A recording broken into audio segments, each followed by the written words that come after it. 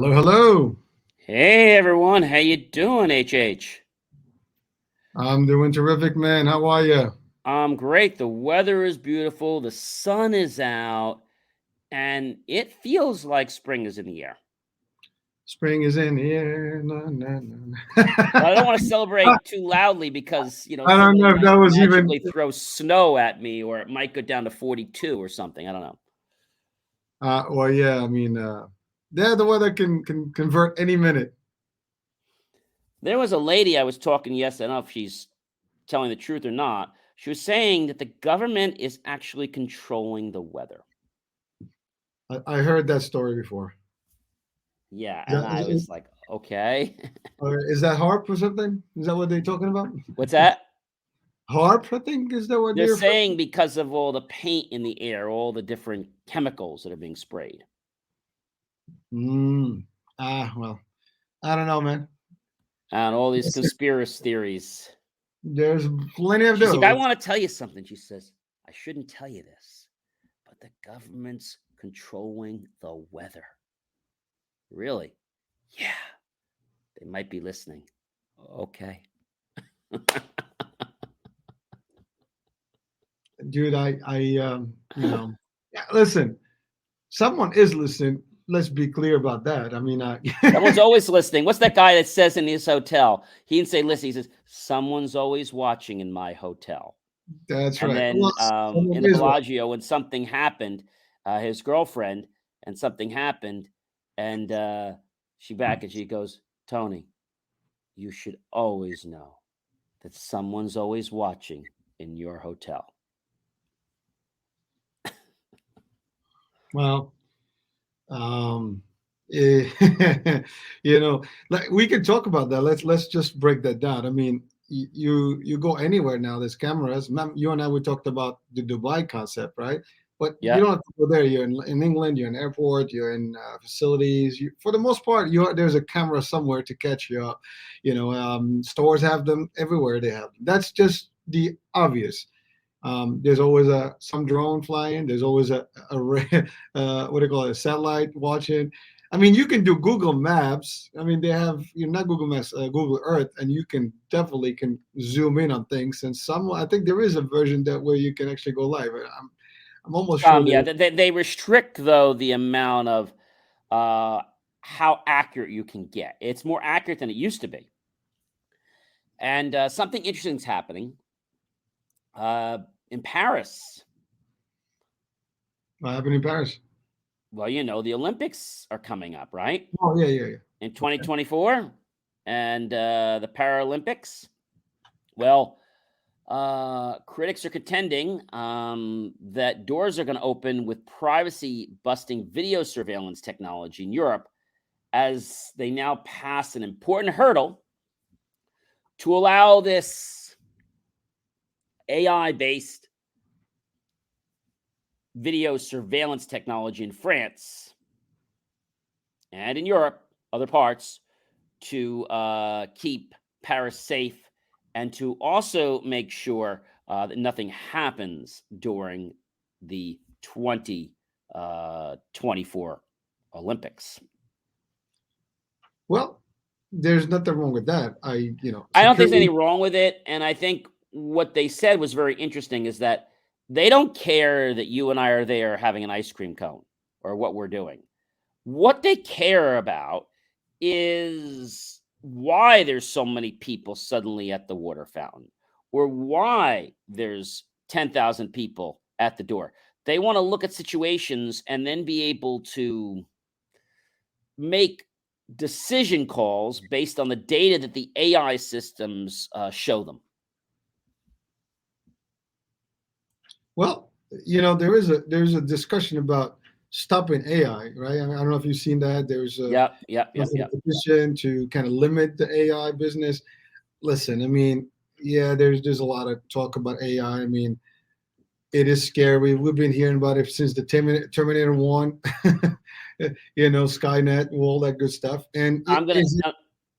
The problem is that people are scared, and I have to tell you, I finally had my first conversation with a chat GPT, and I'm going to be posting it probably later today or tomorrow.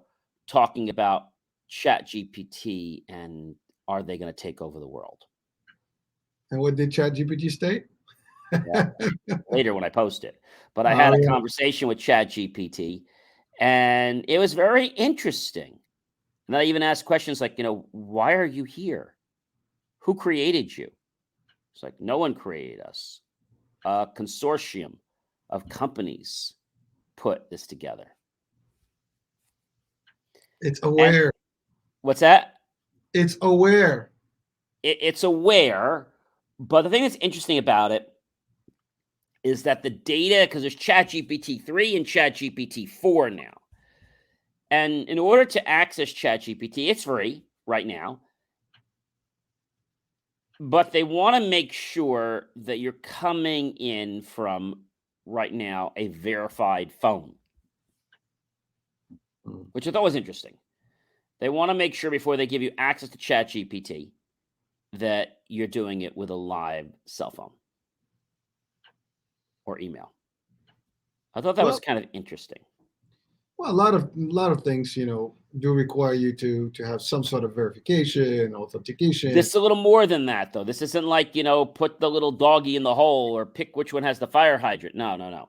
This is literally making sure that you have a phone or an email that traces back to a human being. I'm just gonna get better at hearing you. Oh, that's even better. Yeah, I know you have your headphone. Well, no. I mean, I was good, but I see you have yours. I might as well have mine, so it's all good. Yeah, it's. I think ChatGPT is going to change people's perspective. Yeah. But I also feel that it's not going to be this like takeover of the world. Well, so here's the thing. So first of all, the idea that the technology or some artificial creation is gonna control the ones that created it, technically, that is far-fetched. Okay. I just don't believe in it. I mean, yes, it might have abilities, it can shut down our system. You just have to shut down the grid and it's done. I mean, it is. Depends on which grid. There's lots of grids. Depends on which grid. Maybe I'm off the grid. Well, I'm on my own grid. I'm talking about the power grid. So no power, I know. no tech, nothing. Send an EMP and it's over, right? So we will always have the ability. Now, can it access some ammunition, some arsenals, some silos as it did in Skynet? I mean, that's a whole different conversation, and I'm sure the good boys and girls of our defense systems across the world have that in check. I mean, I do trust that they're looking at things. They're not just sleeping. I mean, while most of us go to sleep, I think there's a whole bunch of people that don't. And the fact of the matter is, we live a certain life around the world, and most of the places, you get some sort of level of safety and feel good about it, because there's always someone working in the back, to make sure that it's happening. Now, some people may disagree with this discussion, with this particular comment I just made, but I cannot see a world without security and defense and so on and so forth. There is other discussions and debate we can have about all that. Like, are they, some wars that we need to have or not?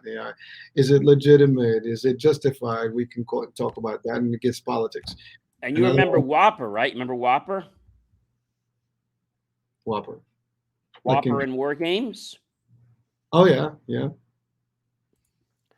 Which stands for War Operation Plan Response. So AI was already starting to be conceived back then, but nowhere as it is going today. Well, so here's the thing. I mean, it's advanced. It's great. It can do a lot of things. It can help people. I mean, you talk to it, it does things. You can have videos now. You don't even have to say anything. You just tell it a topic, and it gives you a whole movie script if you want it, right? I mean, it has abilities. And yes, it might be a point where, you have vehicles that drive on their own. We already have those. I mean, you have the Google, things. You have the self-driving vehicles, and there's more to this. And is it going to be okay? It's going to probably make some jobs obsolete, and that's also possible. It's It'll not transition the jobs into something else. Exactly, and it's not going to make, for example, you as an individual obsolete. It's just going to take over some functionalities that we do, probably to ease up things. I mean, you and I had the joke with Siri the other day. He asked a few questions. And I mean, that's like a baby, AI compared to where it's going. But uh, it is what it is. I mean, here's the thing. The question is not so much what it does. Well, if we are afraid of it, why is it here? Why did people even entertain it and developed, I guess, the script, the coding for it to exist? I mean, it's like you're programming it to program itself, to discuss, to think for its own. You give it enough, I guess, input, for better Well, luck. because of neural networks, and we've been studying those for years. So I think that's why, and people have that fascination with what if. You know, a point that I want to bring up is many of us have iPhones. So if you have an iPhone and you keep your wallets in your wallet, okay, or you have the kind that are stored on your phone, you have them linked, okay, it's very important that you actually go to your settings app and you actually type in Face. And you click Face ID and passcode. It'll ask you for your passcode, which I'm going to put in right now. And then it's going to give me a box with lots of information. I'm going to scroll down and you're going to see that it's going to say, allow access when locked. There are two options on there you want to turn off. I'm not sure if you guys can see my screen. The one option is reply with message, and the other one is wallet. Mm-hmm. You could turn other ones off too. Does anybody know why it's so important to turn off reply with message? Okay, so bad actors are out there. Okay, unfortunately, they're not really trying to practice for a Broadway play. They're trying to steal your identity. So now a bad actor out there is going to your website and they need to send that two-factor or the code, one-time verification code, OTF, right? And so if your phone is locked and I send a message to your phone, I can see your code. I can put that code in and I can now become you. All right. Well, guys, you're hearing this. I mean, just so you know, John does dabble with the tech. He is an engineer. This is his world. And so you're getting from the source. And by the way, but talking about identity, and you're talking about digital identity theft, I mean, there's still some old school scams going on right now. And I can tell you guys just watching right now, if you're still writing checks, just bear with me here. Don't put them, in the mailbox and mail them out, because there are people currently that are doing this little thing. They take your check, they actually clean it up, whatever, they wash it, and they rewrite whatever amounts, and they do have your identity kind of more or less. They know your address. They probably know who you are. They actually make an ID with your name and everything, and they will go and cash. This happened to a very good friend of mine recently, and it's just a hustle. Be careful. This is just basic stuff. I mean, there's so many other types of identity. But don't write checks anymore. That's the number one. Really don't write checks anymore. Keep it electronic, because the thing is, hacking checks is kind of old school now.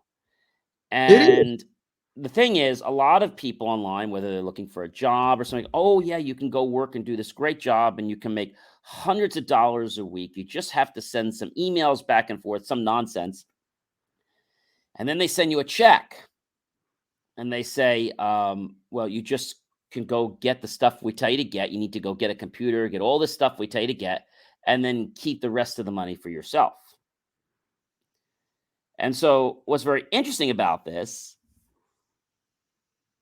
first of all, is that the check doesn't seem to scan well on your phone. Mm-hmm. And they say, well, one of the tests is to see if you can work with us to make it fit so your phone can scan it. See, that's a red flag right there.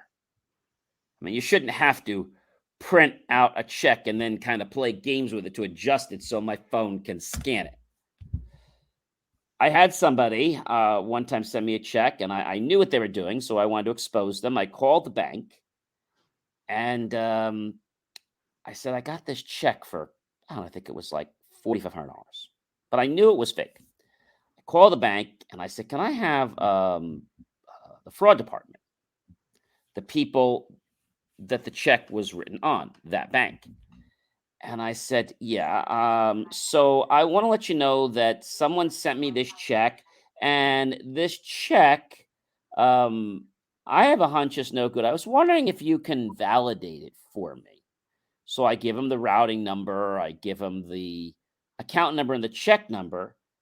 And I said, was that check cash? She said, yes, it was. I said, really? She says, yes. She says it was cashed couple years, let's say 2021, March 6, 2021, in the amount of $21.62. So that person was going to get me to deposit that check. And millions of people do this every day. And the bank advances the money because they know you have a good reputation. Unfortunately, when that bank check goes south, now you have to come up with the money because they take it out of your account or your account goes negative. And that's a real big one. But one that I want to share with you, it's a real interesting fraud caper. If somebody calls you from an unidentified number or a spam number and you want to answer the phone, that's fine. Just don't say anything. Don't say anything. You can answer the phone. Don't say anything. Now you might say, why am I saying that? Well, there's a fraud scheme going around right now. It's pretty new. The people on the other end of the phone, as soon as you say hello or anything, even a word or two, they're now able to use AI and cloning technology to learn your voice and repeat almost anything they want to say, proving that it's you. That mission impossible is possible. Yes. And another one, if you have family or relatives or significant other or what have you, I tell people to have a passcode or a passphrase when you're talking to them, because somebody might call and they may sound exactly like your parents, exactly like your loved ones.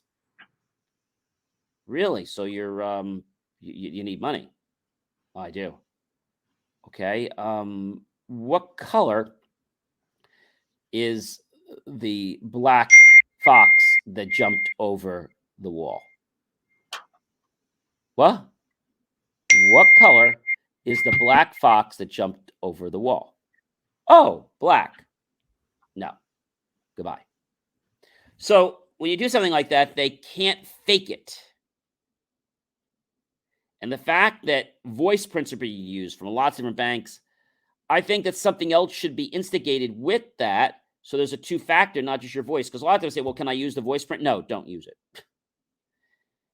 And I think they're doing this to make life easy, but unfortunately, bad actors are grabbing your data. Now, this can happen with SIRI. This can happen with the Alexa. It can happen with a lot of different things. Your data is being sold to the highest bidder.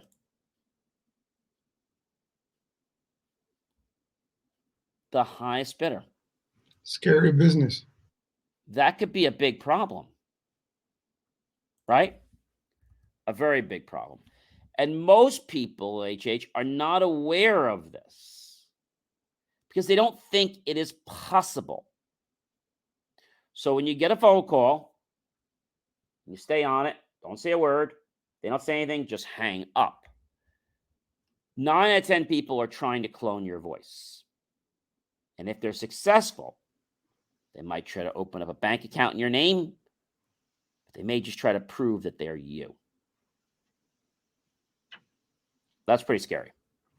That is that's like a horror movie, man. I mean, and the damage of this could be serious. I mean, you're talking about financial loss, you're talking about gaining reputation. everything. I mean, it's just bad. Well, by the way, I mean, you're talking about some severe tech, and there's a lot of tech stuff we utilize, and you're right. This is not new. This is established. You know already about this. There is some basic stuff that everybody is probably going to be vulnerable to, and this is we all use Facebook and social media. Marketplace is for scams big time. If you put something to sell, you'll get these funky offers, cash. I'll give you some stuff, and you got to give me some money back, and all these things. Oh, they don't want to pick up at your home. They want to just do some stuff that is completely down those, and it is serious because these people will actually scam you. And if you're not clear enough, if someone's asking you for money, period, that you don't know, then there's something off. If you're selling something and they give you an offer that it doesn't make sense, something is off. And there are triggers, guys. But these are real things that are happening. People are taking advantage. There are also scammers that have photos and things like that, and they lure you with them. And there are some fake accounts that are out there that try to get you to talk to WhatsApp, for example. Mm-hmm.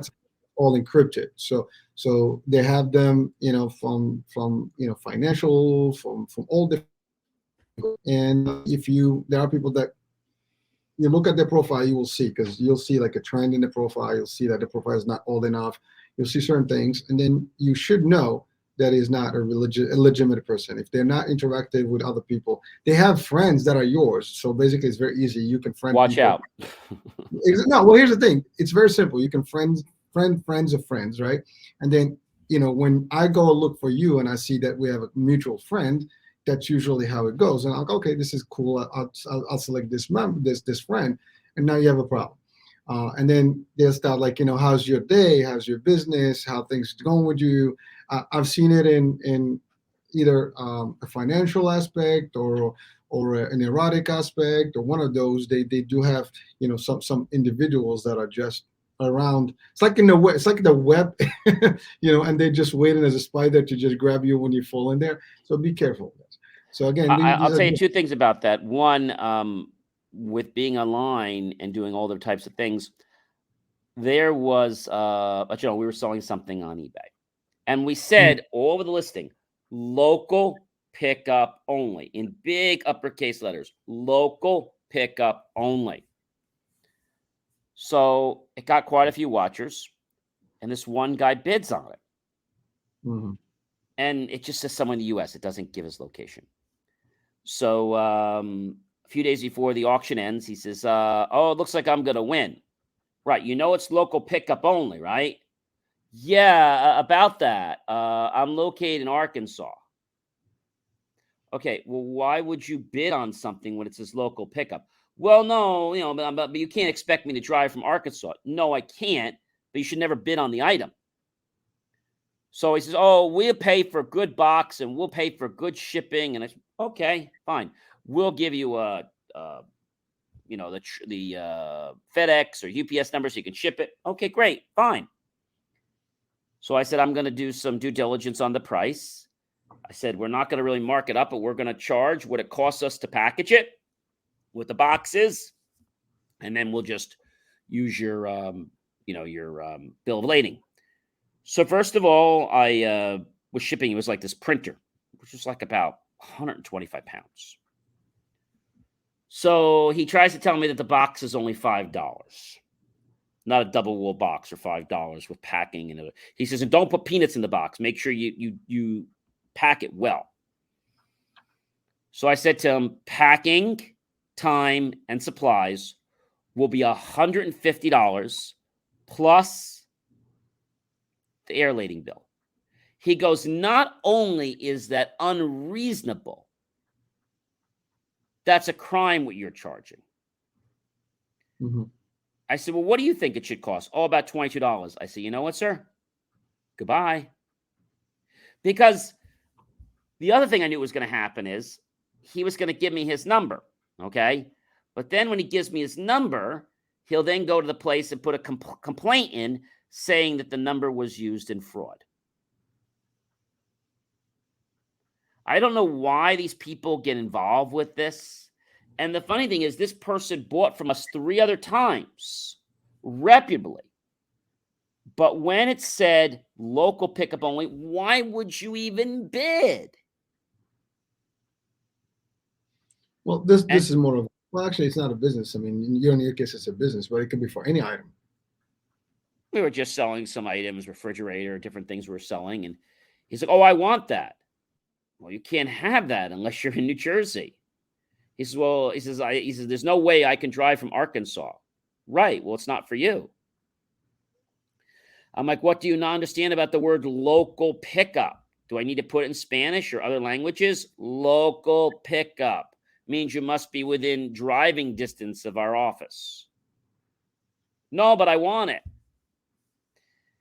And I think these people really play games. I had another one time where the package got sent, and then the package got damaged. And they try to play games and say that we shipped the package like that when we didn't. So unfortunately, whether it's eBay, Amazon, there's a lot of shady characters out there. I wish there was like a checkbox. Speaking about checkboxes, I don't know if you know, but Mr. Elon Musk has stated that he is going to remove the blue check from the New York Times.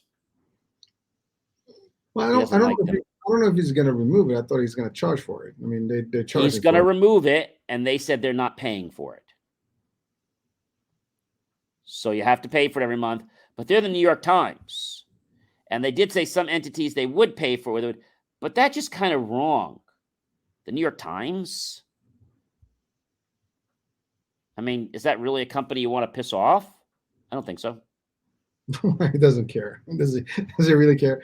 He doesn't. No, I know he doesn't care. So you have the blue check, you have the gold check for your personal, which is not that much, and then you have the gray check, which is free, which is for your cabinet, like Joe Biden and all the cabinet members.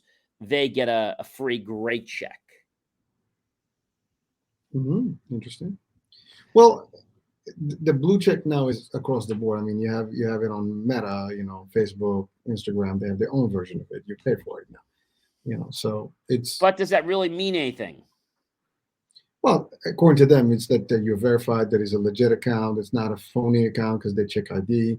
So when you see someone like that, it's not going to be one of those fraudulent, individuals or fake accounts. It's a real account. I mean, so from that aspect, I get it. It makes sense. It gives you some credibility, and that it's John, it's Hurricane, it's not, a wannabe. Right, Hurricane. but do we really need that if we're building up a social media presence, right? And we already have our content and our things on there. Do we really need that? No. We produce content. We have certain things on the video, on the trailers, in the audio that cannot be copied. So just by looking at that, I think that's enough. Well, true and false. I mean, there have been reports of people hacking accounts and literally taking over your account. It had to happen in YouTube. It happened in Instagram. It happened in various, social media platforms, TikToks, and so they become you basically on the account. Yes, they cannot produce new content, but when you're established enough and there's money involved, I guess they can just get the fruits of your work and labor, that you've already invested in, and years of your work are just gone. I mean, this is real. I mean, I'll be people that have been affected with this.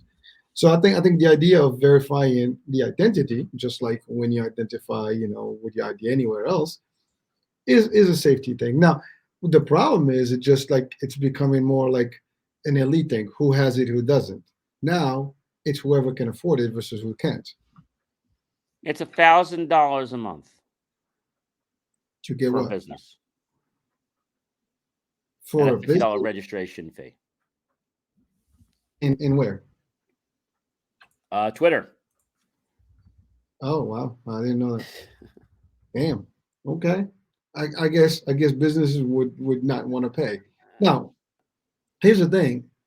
If people are not going to be good there, they might just not use the Twitter, right? I mean, I don't know. Is that even a thing? Can you live without social media? That's the reality of things. We can't. Can I live without the check? Yeah, Without a check, yes. But I can live without a check. I create my own check.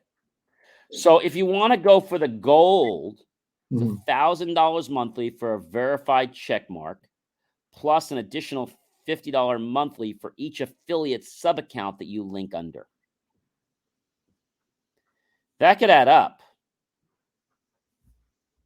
it can. Well, again, I mean, listen, if you're a nice, good, established media company or any company, you got a good, revenue, and you want to have your established credibility. I mean, why not? But Uh, is that really a false positive? I mean, I do media every day, and I think there are a lot of people out there that are trying to pretend that you need this. And I think that's the same thing. I think right now we're paying for an empty bag of goods. We've already seen that Twitter's kind of taken a dump. I mean, they're having lots of issues. I frankly don't know what the future of Twitter is. But I know that if they don't clean up their act, I see Twitter being a distant memory.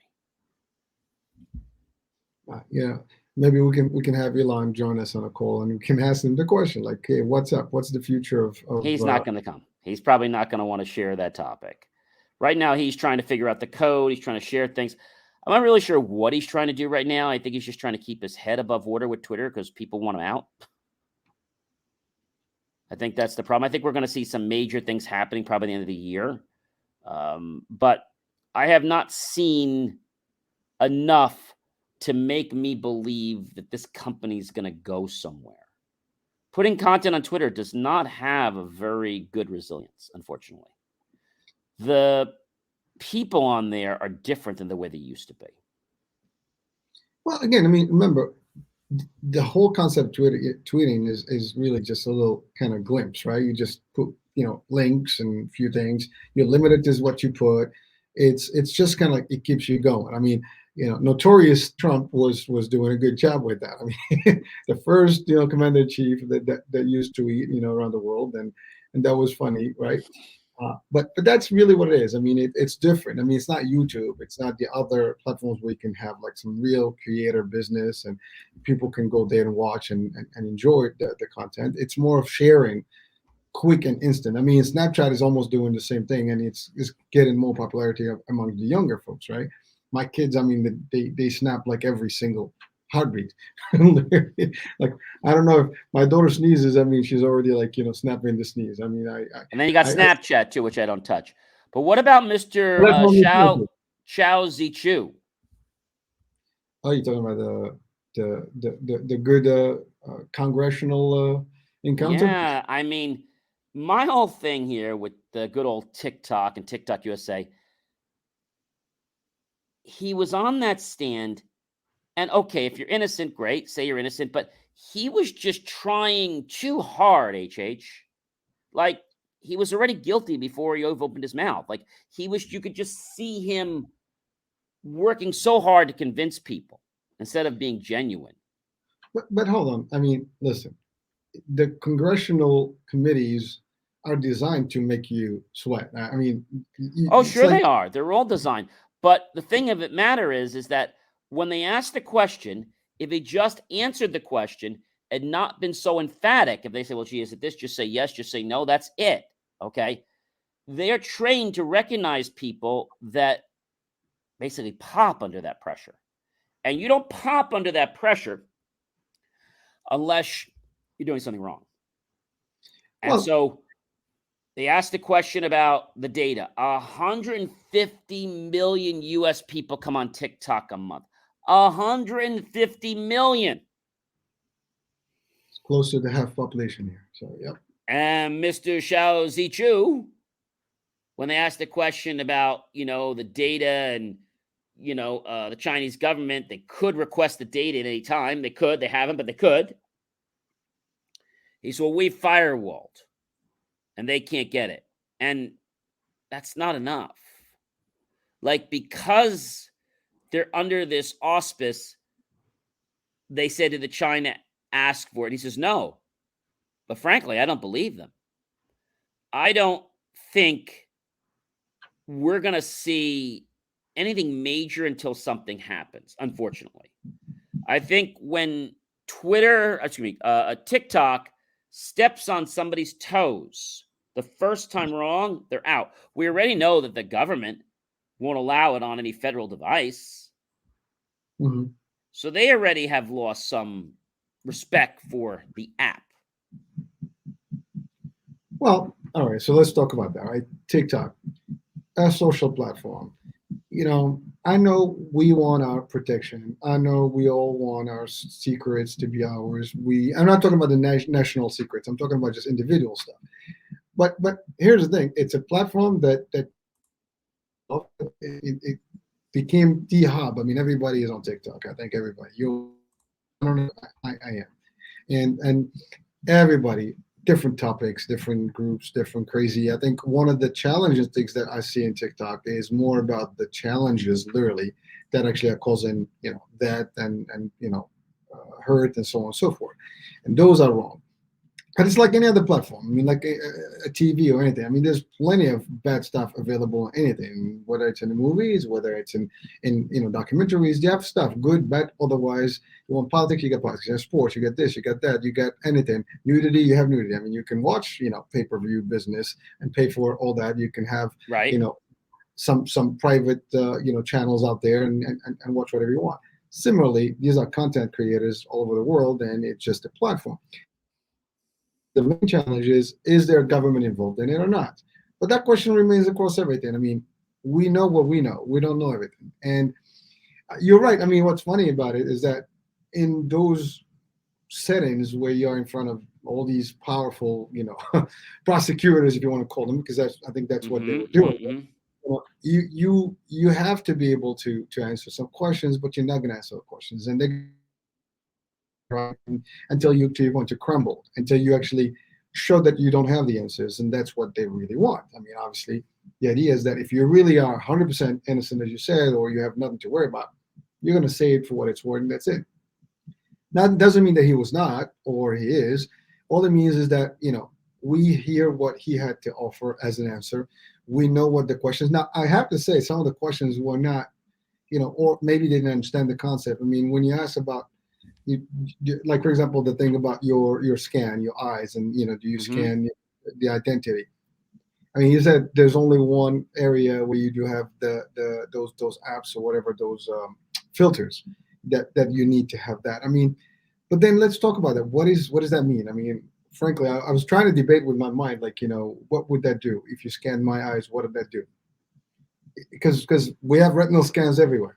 And we just don't know. As a matter of fact, that's going to be the future. You're not going to get just a camera. You're going to get a retinal scan. This way, you and I will never be the same. I mean, we are unique for who we are. Well, but even your biometric fingerprint is unique. What most people don't know is that we're not storing the whole fingerprint. We're just taking parts of that fingerprint. Sure, but it is John's. It is Hurricane. All these people. Retinals are the same, right? I mean, again, I'm going to give you that example we discussed before about, like, when you get into Dubai, right? You're in the airport. As soon as you get in, you got a camera.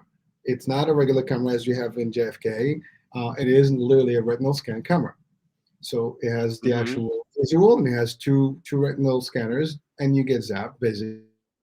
And you go all around. Every camera that they have has the same features and technology. So if you're driving and you go speed, light on a highway, and you say, it wasn't me, it was my cousin, he took my car. Guess what? You're not going to run away with it, because the cameras will scan the 360 around your car, including inside your eyes, and that's how they're going to identify. So in a way, is it a good thing or is it a bad thing? Now we're talking about technology, the good versus the bad.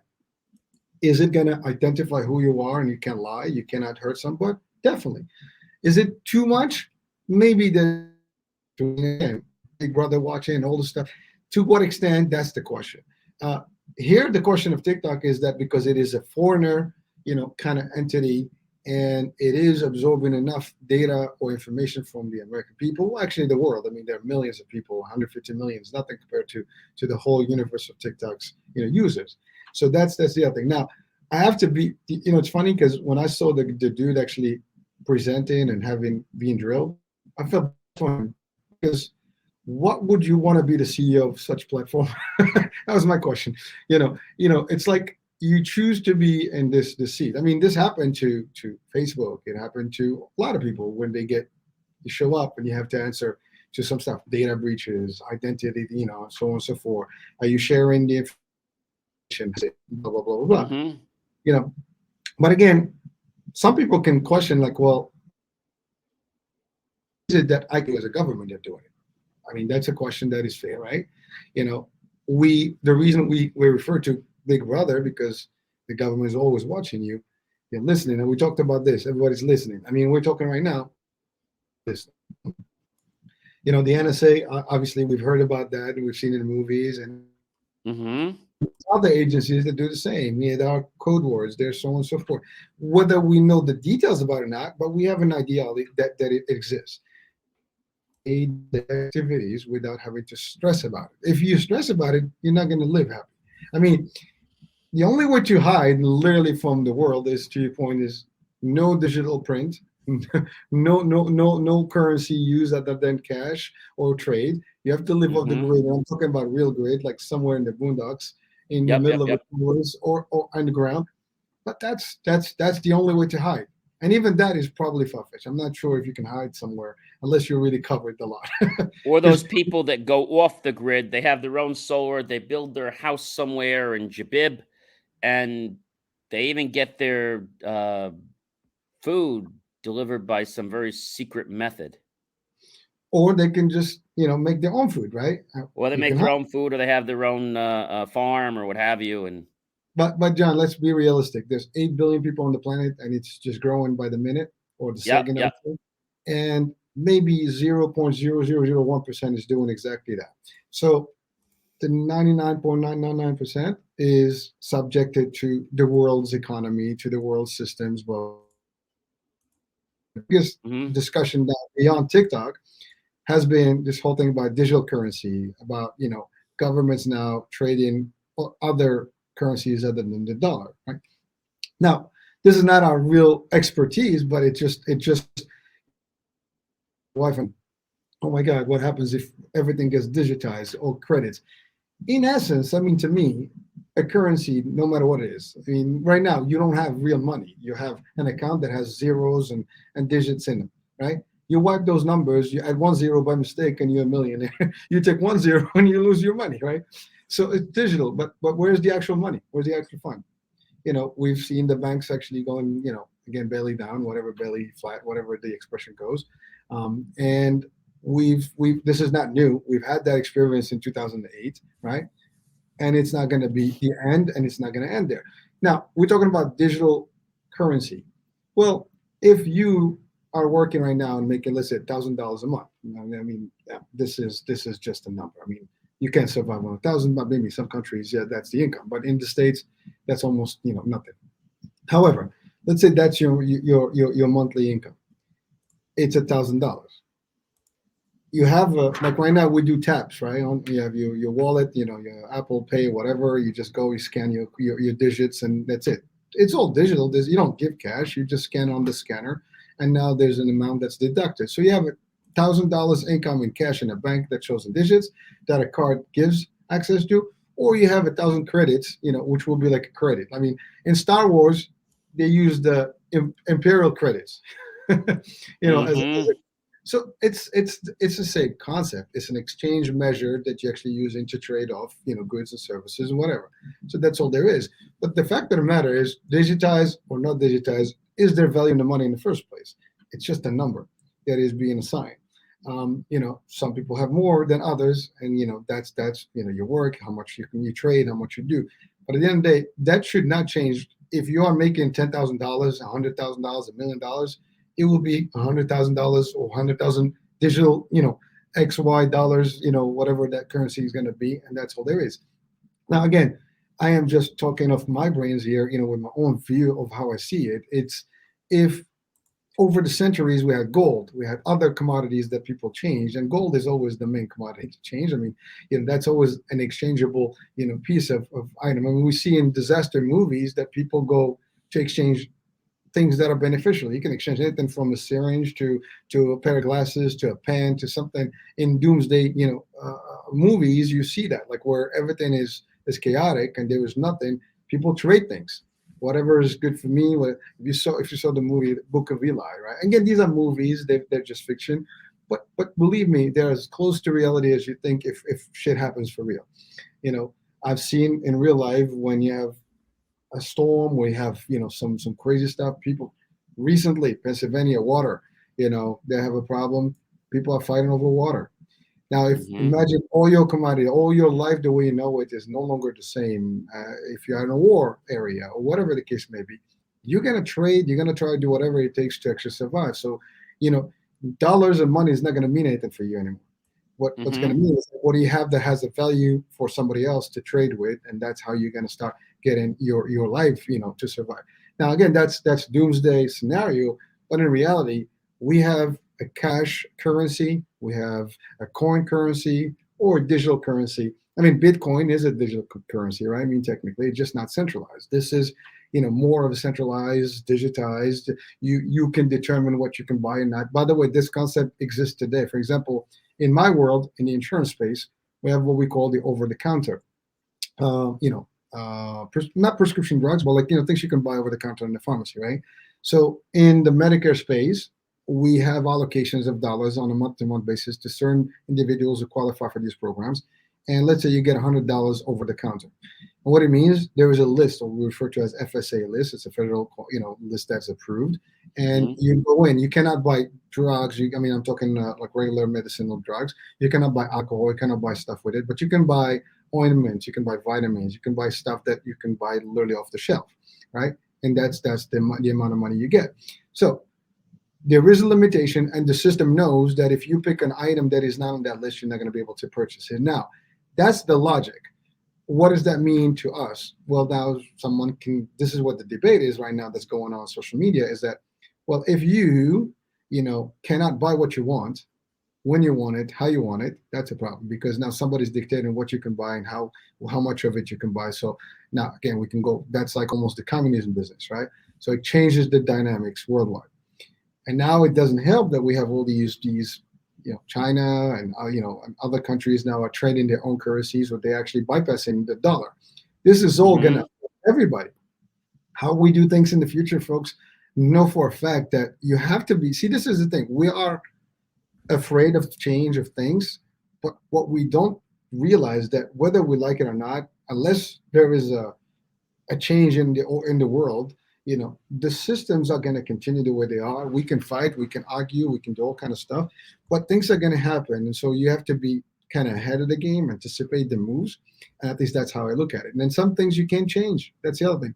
And I don't know if I'm going to live long enough to see this being there, but I have my kids. I do worry about my kids having to live in a world, but I do anticipate that this world is going to be different in their time than my time, just like it is different today from like our parents and grandparents. And so that's going to change. So the world of income, the world of trade, the world of financials, the world of currencies is just progressing. We're talking about that's the new world. Well, the same thing here. So it's all digital, cyber, existing kind of formulas.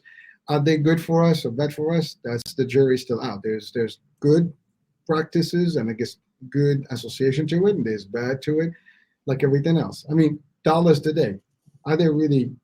What are they? I mean, we talk about inflation. You put a lot of cash flow into the system, you print it, and you dump it into the system. Does that do anything? It dilutes the actual value of whatever it is against, right? The gold and all the stuff is no longer validated there. So what do you think, John? I mumbled a little bit there. No, I think people are trying to make sense with things. And whether we're talking about cash, we're talking about cryptocurrency, we're talking about trading cattle, uh, you know, Here it it's happened. still a system. Right. It's still a system. And, just like we go back to the barter system many, many years ago, right? And so I think people have to understand what's going on. And they may not necessarily be on board with this because they don't understand it, Fair. you know, and that's a big hindrance to doing something is whether you understand something or don't understand something. True, but John, I don't think the system right now understands what the system is. No, I agree with you completely. They're figuring out. They're trying to figure out a way to do this, to move to the next stage of currency. And listen, I mean, simplifying it, to me, that's how I try to break things down. I simplify. Again, if we have a currency that is just digits, which technically we do have now, unless you actually carry cash from a bank and have it in a in a briefcase or somewhere in the house, you don't have money.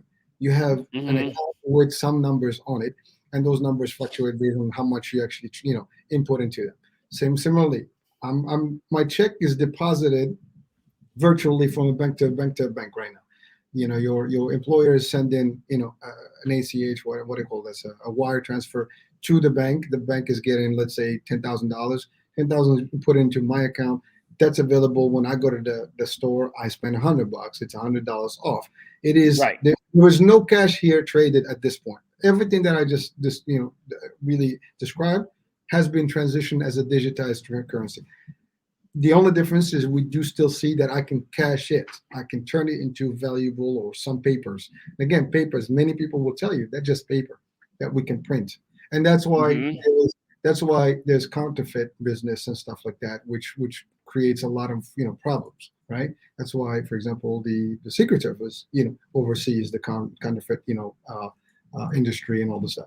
So it is serious stuff. The Treasury has serious this is in the U.S. I mean, over the world, I mean, there's crazy stuff that's going on as well, similar stuff everywhere. And so if you have a national currency, let's say the States has it, Canada has it, not everybody's going to buy into the same concept. That's the other thing. It has to be globalized. And to make it a global currency, that's going to take probably years and years and years and years, if not even a longer time. I mean, just think about the euro. I remember going to Europe before the euro and going to Europe after the euro. As a matter of fact, I was in Europe also when they just started testing the euro. And so the way you do it, you have both currencies. You go to one country, you have their currency, and then they give you the equivalency in euro. And then you go to the other country, now you have the equivalency of that country's currency with the euro. And so you get both and you select, so for example, it's 10 francs in France, it equates 1 euro. I'm just saying. So that's how you would get your bill. And this was a whole year of testing to make it work. And even that didn't work. I mean, now you have some countries that actually got out. I mean, England, the UK got out of it, right? So there's so many things that we as common folks may not have the direct access. We hear information left and right, but we are always going to learn over time. We can resist, we can react, and we can say all we want.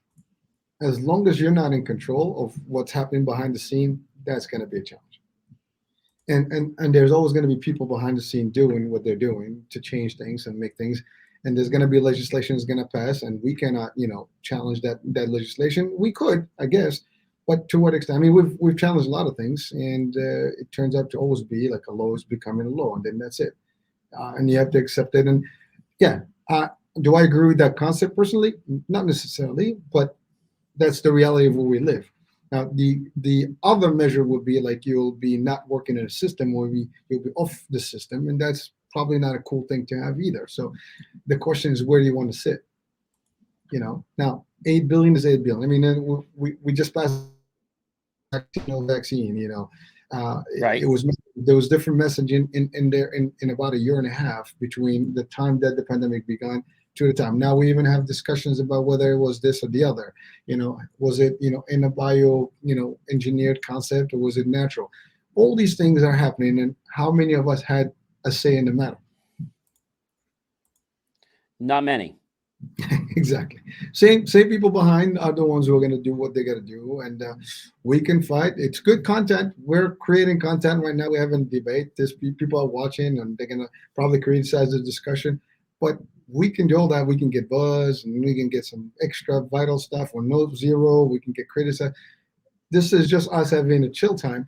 But the reality of things, we are busy doing this. The people that are doing what they need to be doing, they're doing it. And then we will be subjected to it in one way or the other. And now people like NVIDIA with their new partnership they're working with the Medcom, and they're coming up with a new endoscopy artificial intelligence tool. So they're starting to take what was the gaming world and now bridge it into the health world, which I think is interesting, but it's a little scary because I don't know if I trust it 100%. I'm in a gaming world, and then those people building video cards are suddenly working with this new health technology, which can do artificial intelligence and detect things wrong. But here's my big concern: privacy. Now, supposedly they assign you a number and they don't know who you are, but I don't trust that. They say it's local, but it's not. It's all going to the cloud. And so somehow there has to be an identifier. And I just believe that I don't think your data is 100% anonymous.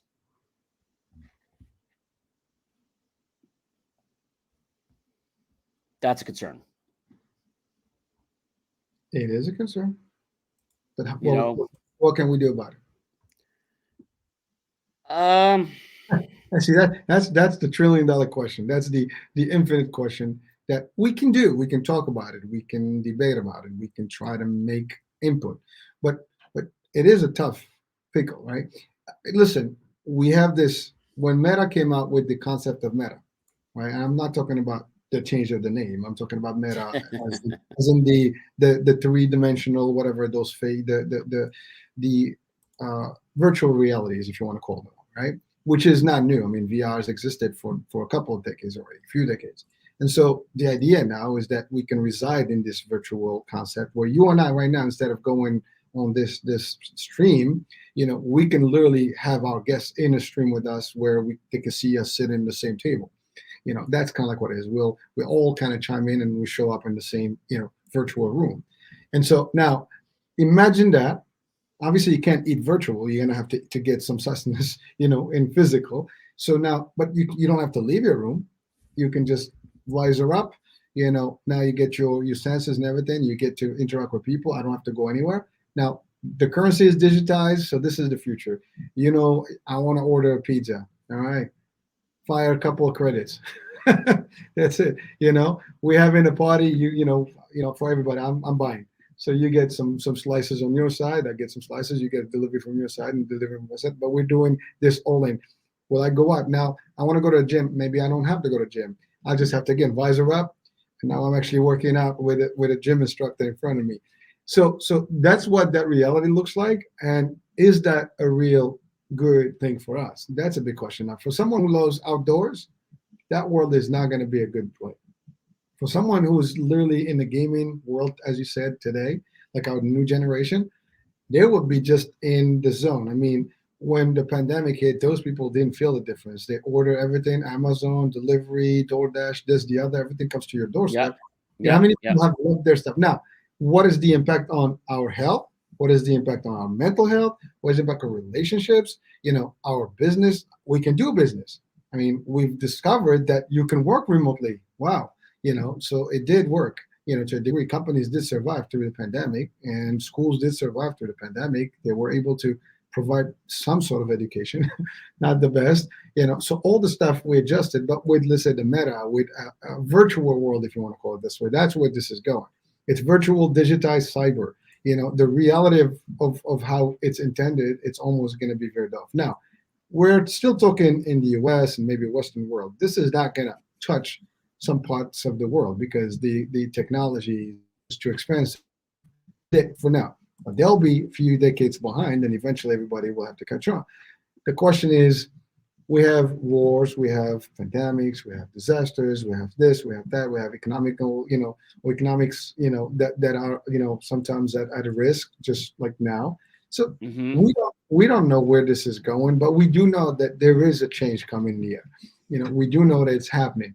If we're talking about it right now, and if we've seen it in some of the movies 20 years ago, the odds are, anything that we've seen in the movies was a precursor or view of what would come, and it did come in. Now, some of it is bad. I mean, pandemic, we've seen it 20 plus years. The movie Outbreak was in the 90s and many other ones before. So, you're talking about Skynet. Earlier, I mentioned Skynet. We have AI chat, the GPT, Chat GPT. That's happening. It's real.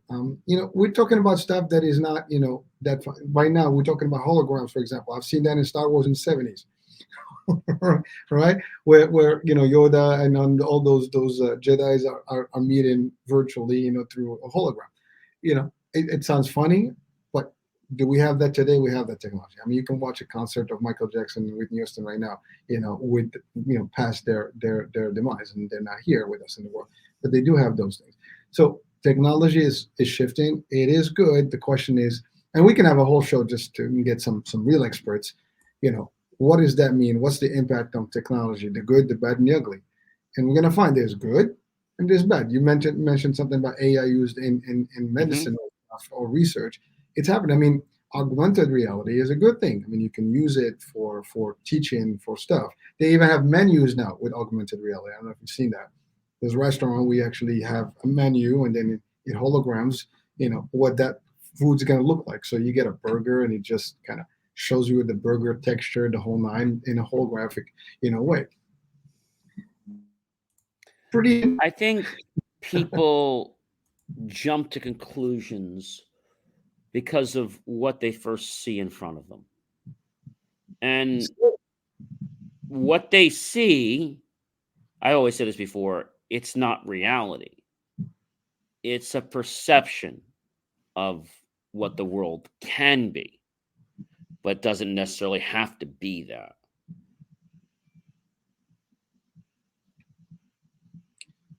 I think we're going to keep that as a deep question. And you know what? We're going to ask that question. Hey, folks, you're watching today, you watch this anytime, and shoot us an email and come on, join us, join the discussion. We'd like to hear from experts on AI. We'd like to hear from experts on the finances that are going right now. Come on in and just discuss. We're just enlighten us. We're just talking. We're two individuals that have their opinions, but we're not experts in this matter. But it would be great to have you guys on our network here, on our channel, on our media place, and let's have a discussion and share it with the people what the good, the bad, the ugly. It's all good. Maybe I'll invite ChatGPT to join us next time, and we can have a conversation with them. Interact with ChatGPT, and we can ask the questions we want to ask.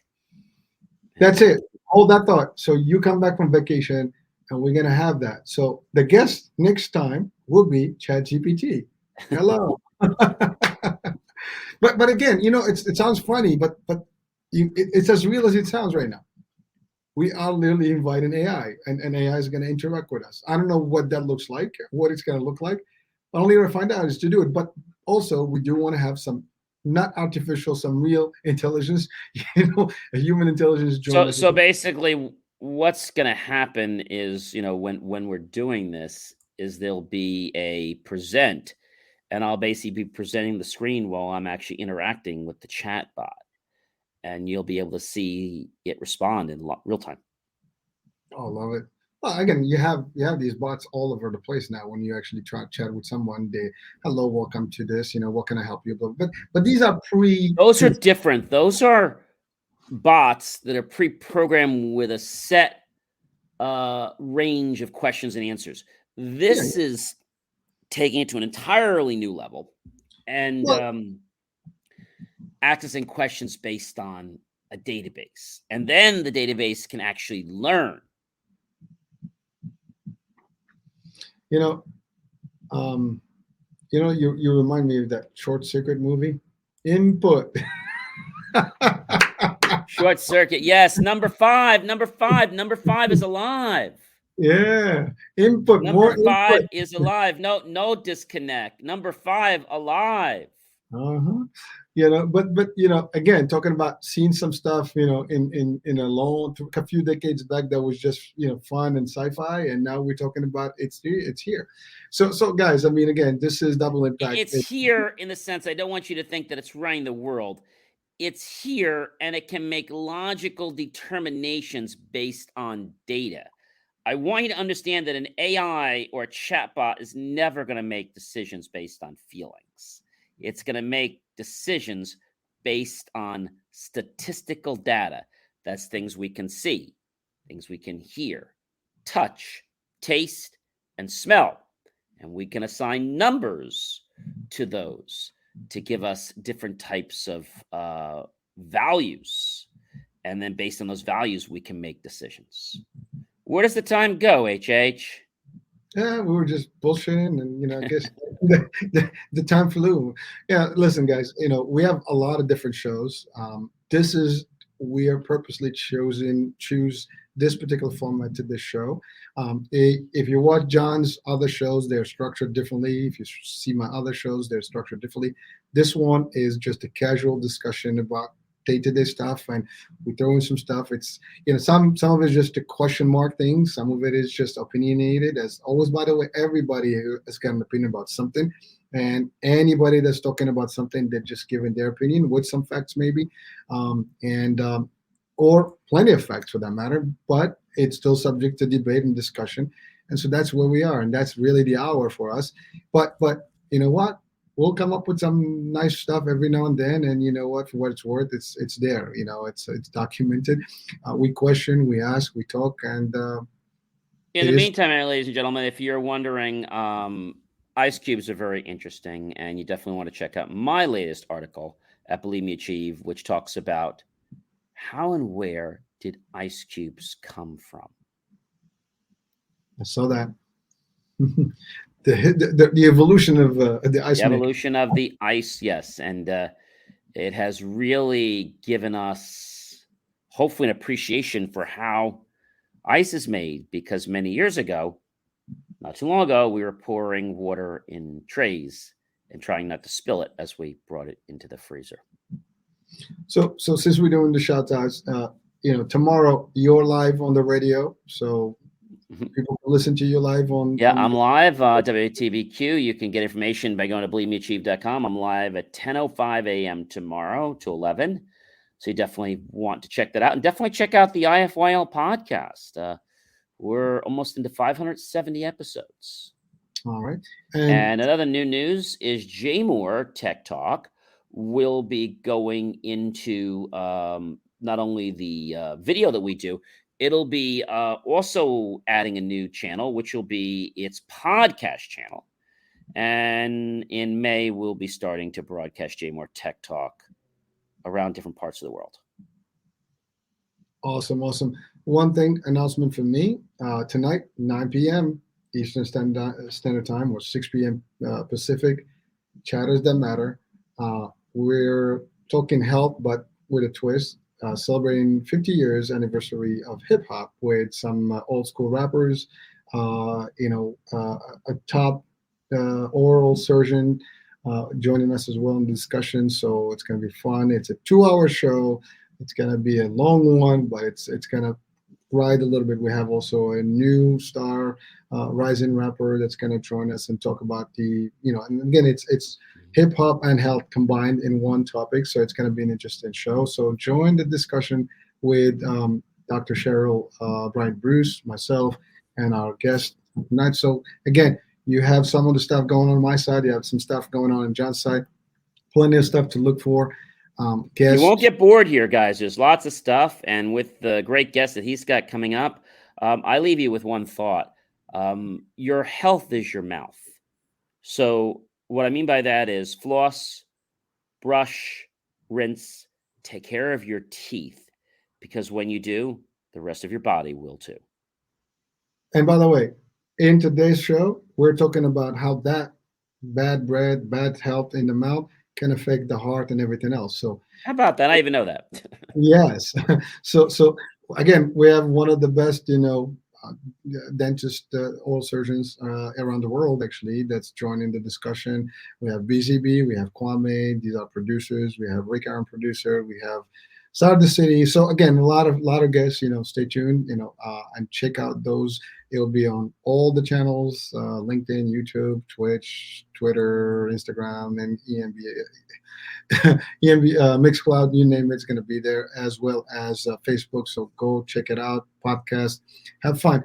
And John, Yes. We'll be talking, I guess, next when you come back from vacation. So yeah, we'll be talking. So we're not on next week. I'm away, but then I actually return back. So we'll be on the following Monday, and that's when I'll be inviting ChatGPT. And look forward to later on this weekend, I'll be posting some answers because I've been having some private conversations with Chat GPT, and I thought I would share those with our world. John, it sounds like you're having a relationship here. Just a platonic one. Okay. All right. Let's say no judgment here. To each his own, baby. All right.